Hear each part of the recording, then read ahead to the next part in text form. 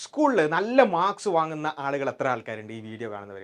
ഇനി നിങ്ങൾ വാങ്ങുന്നുണ്ടെങ്കിലും ഇല്ലെങ്കിലും നിങ്ങളുടെ സ്കൂളിലുള്ള ടോപ്പേഴ്സിന് ഈ വീഡിയോ നിങ്ങൾ നിർബന്ധമായിട്ട് ഷെയർ ചെയ്യണം. കാരണം എന്താണെന്ന് ചോദിച്ചാൽ എനിക്ക് സംസാരിക്കാനുള്ളത് സ്കൂളിൽ നല്ല മാർക്സ് വാങ്ങുന്ന ആളുകളോടാണ്. സ്കൂളിലും അതുപോലെ തന്നെ പല കോമ്പറ്റീഷൻസിലൊക്കെ ഫസ്റ്റ് എത്തുന്ന ആളുകളോടാണ് എനിക്ക് കുറച്ച് കാര്യങ്ങൾ സംസാരിക്കാനുള്ളത്. ഓക്കെ, അപ്പോൾ നിങ്ങളുടെ ടോപ്പേഴ്സ് ആയിട്ടുള്ള ഫ്രണ്ട്സിന് എല്ലാവർക്കും ഇത് ഷെയർ ചെയ്യുകയും കൂടി ചെയ്യാം കേട്ടോ. ഓക്കെ, അപ്പോൾ ഞാനൊരു ചെറിയൊരു കേസ് പറയാം.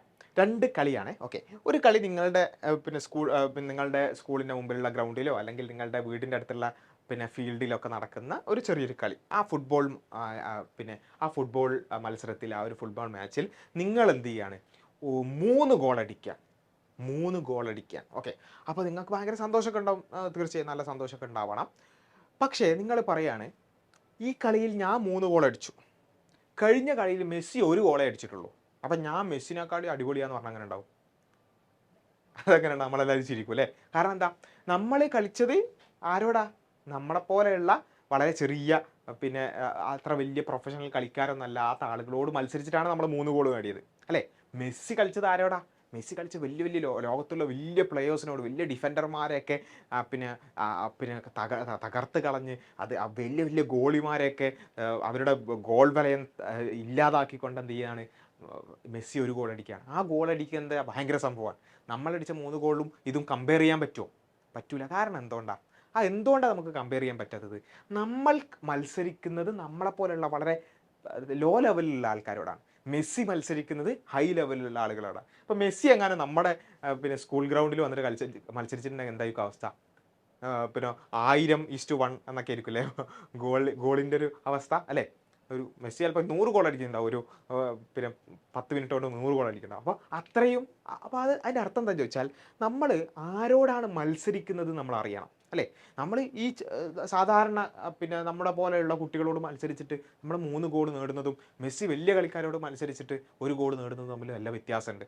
അപ്പോൾ ഇതുപോലെയാണ് പലപ്പോഴും നമ്മുടെ ക്ലാസ്സിലുള്ള പെർഫോമൻസ് വെച്ചിട്ട് നമ്മളുടെ വിചാരം. ഇപ്പോൾ ഇവിടെ ഗോൾ അടിച്ച കുട്ടി വിചാരിക്കുകയാണ് ഞാനാണ് ഏറ്റവും വലിയ കളിക്കാരൻ, ഞാനാണ് ഈ ലോകത്ത് ഏറ്റവും വലിയ കളിക്കാരൻ എന്ന് വിചാരിച്ചാൽ അങ്ങനെ എല്ലാ ദിവസവും അവന് ഹാട്രിക് അടിക്കുന്നുണ്ട്. അപ്പോൾ ഞാനാണ് ലോകത്തുള്ള ഏറ്റവും വലിയ കളിക്കാരൻ എന്ന് വിചാരിച്ചാൽ അങ്ങനെ ഉണ്ടാവും? അത് ഒരു ഡിലമ അല്ല ഒരു എന്താ പറയുക, അവൻ്റെ സ്വപ്നം മാത്രമായിട്ട് അത് നിൽക്കും. പക്ഷേ കാരണം എന്താ? അപ്പം മത്സരിക്കുന്നത് ചെറിയ ആളുകളോടാണ്, അല്ലെങ്കിൽ അത്ര ഹൈ ലെവലിലുള്ള ആളുകളോടല്ല. അതുകൊണ്ടാണത്. ഇതേപോലെ തന്നെയാണ് നമ്മൾ പലപ്പോഴും നമ്മുടെ സ്കൂളിൽ ടോപ്പർ ആവുന്നുണ്ട്. നമ്മൾ ടോപ്പർ ആകുമ്പോൾ നമ്മൾ വിചാരിക്കും ഞാനാണ് അടിപൊളി, ഞാനിപ്പോൾ എപ്പോഴും ഫസ്റ്റ് റാങ്കാണ്, ഞാനെപ്പോഴും ഫസ്റ്റ് 5-ലുണ്ട്, അല്ലെങ്കിൽ ഞാനെപ്പോഴും ടോപ്പ് 10-ലുണ്ട് എന്നൊക്കെ പറയുന്ന ആൾക്കാരുണ്ടാവും അല്ലേ? പക്ഷേ നമ്മൾ മനസ്സിലാക്കേണ്ടത്, നമ്മൾ ആരോട് മത്സരിച്ചിട്ടാണ് ടോപ്പ് 10 എത്തിയത്? നമ്മൾ നമ്മുടെ ക്ലാസ്സിൽ മത്സരിച്ചിട്ട്, അല്ലെങ്കിൽ നമ്മുടെ സ്കൂളിലുള്ള എല്ലാവരോടും മത്സരിച്ചിട്ടാണ് നമ്മൾ എന്ത് ചെയ്തത്? ടോപ്പ് 10-ലും അല്ലെങ്കിൽ ഫസ്റ്റ് റാങ്കൊക്കെ എത്തിയത്. നമ്മുടെ സ്കൂളിൽ അത്യാവശ്യം കുഴപ്പമില്ലാതെ പഠിക്കുന്ന കുട്ടികളൊക്കെ ഉണ്ടാവും. പക്ഷേ അവരെന്ന് പറയുന്നത് ആ ഒരു ചെറിയൊരു സർക്കിളിലുള്ള ആളുകളാണ് അല്ലേ? പക്ഷേ നിങ്ങളൊന്ന് ആലോചിച്ച് നോക്കുക, ജെഇ മെയിൻസിൽ അല്ലെങ്കിൽ ജെഇ അഡ്വാൻസിലൊക്കെ ഫസ്റ്റ് റാങ്ക് വാങ്ങുന്ന ആളുകളുടെ പോസ്റ്റേഴ്സൊക്കെ നമ്മൾ പറയുകയാണ് അവരും ഫസ്റ്റ് റാങ്കാണ്, ഞാനും ഫസ്റ്റ് റാങ്കാണ്, ഞാനും അടിപൊളിയാണ്, അവരും അടിപൊളിയാണെന്ന് പറഞ്ഞാൽ അങ്ങനെ ഉണ്ടാവും? അത് തീരെ ശരിയല്ല അല്ലേ? കാരണം എന്താ? നമ്മൾ മത്സരിക്കുന്നത് നമ്മുടെ സ്കൂളിലുള്ള കുറച്ച് ആൾക്കാരോട് മാത്രമാണ്. ഇവർ മത്സരിക്കുന്നത് ഇന്ത്യയിലുള്ള മുഴുവൻ ആളുകളോടുമാണ് അല്ലേ? ഇന്ത്യയിലുള്ള ജെഇ എഴുതുന്ന എല്ലാവരോടും മത്സരിച്ചിട്ടാണ് ഇവർ ഫസ്റ്റ് റാങ്ക് വാങ്ങുന്നത്. അപ്പോൾ നമുക്ക് പറ്റുന്നൊരു അബദ്ധമാണ്. നമ്മളൊക്കെ വിചാരിക്കും നമ്മളൊക്കെ നല്ല പഠിപ്പിസ്റ്റുകളാണ്, നല്ല ടോപ്പേഴ്സ് ആണെന്ന് വിചാരിക്കുന്നതിൻ്റെ കാരണം എന്താണെന്ന് ചോദിച്ചാൽ, നമ്മൾ ചെറിയ ആളുകളോട് മത്സരിച്ചിട്ടുള്ളൂ, നമ്മളെപ്പോലുള്ള ആളുകളോട് മത്സരിച്ചിട്ടുള്ളൂ. അപ്പോൾ നമ്മൾ എന്താ ചെയ്യേണ്ടതെന്ന് ചോദിച്ചാൽ, നമുക്ക് ഇങ്ങനെയുള്ള ആളുകളുമായി മത്സരിച്ചിട്ട് വേണം നമ്മളുടെ ലെവൽ എവിടെ ഉണ്ടെന്ന് മനസ്സിലാക്കാൻ. നല്ല ടോപ്പേഴ്സ് ആയിട്ടുള്ള ആളുകളോട് മത്സരിച്ചാലേ നമുക്ക് മനസ്സിലാവുള്ളൂ നമ്മൾ എവിടെ നിൽക്കുന്നു. അല്ലെങ്കിൽ നമ്മളെപ്പോഴും ഈ പൊട്ടക്കിണറ്റിലെ തവള എന്നൊക്കെ പറയില്ലേ, അങ്ങനെ നമ്മൾ വിചാരിക്കും നമ്മളാണ് ഭയങ്കര സംഭവം എന്ന് വിചാരിക്കും. അപ്പോൾ അവിടെ നമുക്ക് ചെയ്യേണ്ടതെന്ന് വെച്ചാൽ, compete with best pool of cream students, ഏറ്റവും നല്ല സ്റ്റുഡൻസിൻ്റെ പൂളിനോട് കോമ്പീറ്റ് ചെയ്യുക. എപ്പോഴും അങ്ങനെയുള്ള ഒരു മത്സരങ്ങളിലേക്ക് നമ്മൾ പോവുക എന്നുള്ളത് വളരെ ഇമ്പോർട്ടൻ്റ് ആണ്. ഇപ്പോൾ ഫോർ എക്സാമ്പിൾ ഇപ്പോൾ നമ്മുടെ എക്സാം ബൈ ലേണിങ്ങിൻ്റെ ഫൗണ്ടേഷൻ കോഴ്സ് നമുക്കറിയാം, ഒരു ട്യൂഷനല്ല, മറിച്ച് കുറച്ച് ആവറേജ് അല്ലെങ്കിൽ എബോവ് ആവറേജ് ആയിട്ട് പഠിക്കാൻ കഴിയുന്ന കുട്ടികൾ മാത്രമാണ് എക്സാം ബൈയുടെ ഫൗണ്ടേഷൻ കോഴ്സിൽ ജോയിൻ ചെയ്യുക.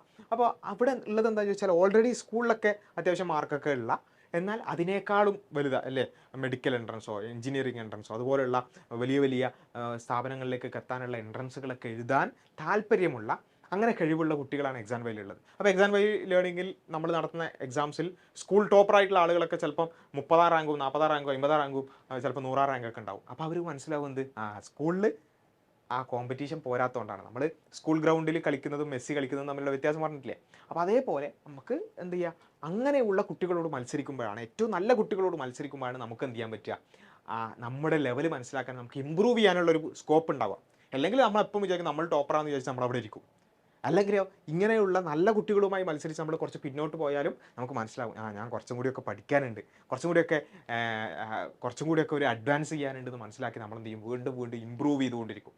അപ്പോൾ അങ്ങനെയുള്ള ഒരു അവസ്ഥയിലേക്ക് നമ്മൾ എന്ത് ചെയ്യണം, അങ്ങനെയുള്ള ആളുകളുമായി മത്സരിക്കാനും അങ്ങനെയുള്ള എക്സാമുകൾ എഴുതാനും നമുക്ക് സാധിക്കേണ്ടത്.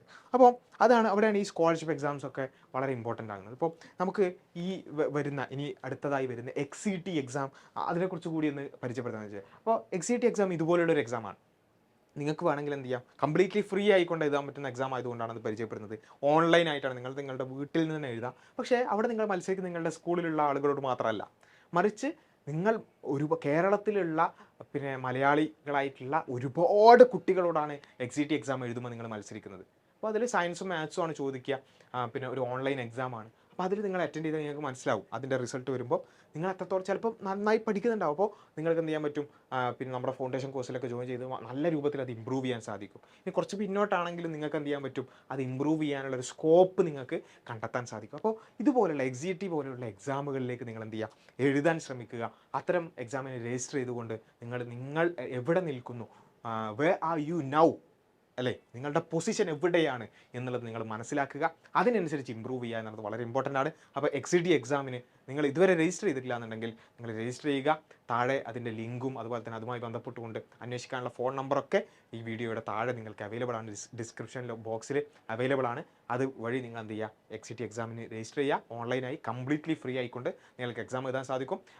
ഏകദേശം 50 ലാഖിന് അടുത്ത് സ്കോളർഷിപ്പ് ഉണ്ട്. ഈ ഒരു എക്സാം എന്ന് പറയുന്നത് ഇപ്പോൾ 5, 6, 7, 8, 9 ക്ലാസ്സുകളിൽ പഠിക്കുന്ന കുട്ടികൾക്ക് വേണ്ടിയാണ്. 5, 6, 7, 8, 9 ക്ലാസ്സുകളിൽ ഇപ്പോൾ പഠിച്ചുകൊണ്ടിരിക്കുന്ന കുട്ടികൾക്ക് വേണ്ടിയാണ് ഈ ഒരു എക്സാം നടക്കുന്നത്. ഏകദേശം 50 ലാഖ്സിനടുത്ത് സ്കോളർഷിപ്പുകൾ നമ്മൾ എന്ത് ചെയ്യുന്നുണ്ട്, ഇതിൻ്റെ ഭാഗമായിട്ട് പ്രൊവൈഡ് ചെയ്യുന്നുണ്ട്. അപ്പോൾ നിങ്ങളും കൂടി എഴുതി നോക്കുക, നിങ്ങൾ എവിടെ നിൽക്കുന്നു എന്നറിയാനും നിങ്ങൾക്ക് സ്കോളർഷിപ്പുകൾ നേടാനുള്ള ഒരു അവസരം കൂടിയാണ്. അപ്പോൾ അതിൻ്റെ ലിങ്ക് താഴെ കൊടുത്തിട്ടുണ്ട്.